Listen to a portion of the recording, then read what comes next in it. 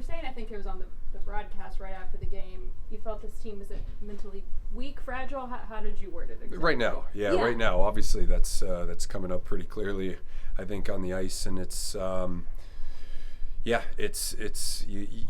we had a lot of young players that are learning to be pros and going through these things, and unfortunately, sometimes you have to go through them because the majority of the year we've locked down 1-goal leads in the third period and not given anything, and then all of a sudden defending goals are going in, and it affects confidence, and you have to find your way out of it, and ultimately it can be a good thing. I've been playing and coaching hockey for some time, like you've gone through these things before, and we're going to keep pushing and working the guys through it, because that's obviously not sustainable for success, right? We're not going to be able to score 6 and 7 goals every game, so we've got to tighten back up. That's been the main reason for the success when we've had it this year, is hard to play against and hard to get offense against,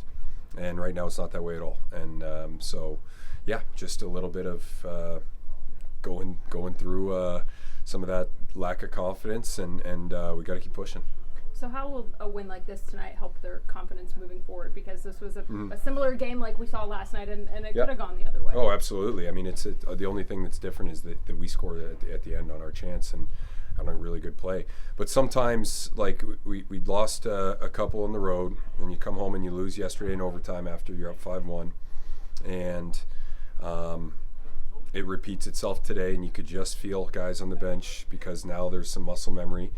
But sometimes just getting the result, regardless of how it comes, can help players and a group exhale a little bit. And it shouldn't be result-based at all. It's about the way we do things. But like I said, I've been through it before, and sometimes just getting a win is, you can take a little bit of a breath, and that can instill confidence in itself, as funny as that sounds, and not logical necessarily, but it can. And so, again, you're looking at the positives. You get 3 out of 4 points, and that's great, right? We just didn't like the way we go about it, and that's my job.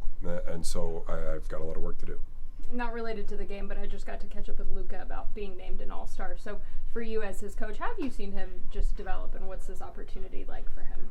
Yeah, second time in a row. I mean, in his third year, this is two and a half years in, I guess, but year 3, he's come a long way from year 1, a really long way, just physically, confidence-wise, the belief in himself, and he deserves it. He deserves it. He's super skilled, but he's coming along and learning how to play a 200-foot hockey game, and so he absolutely deserves it, and he's on the right path, but he's come a long way.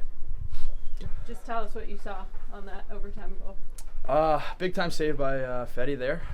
It's a great save, and he's got the smarts to play it out, and kind of a 2-on-2 rush there and attack the forward. That's kind of what we always say, and that's what I did, and happened to go in for me.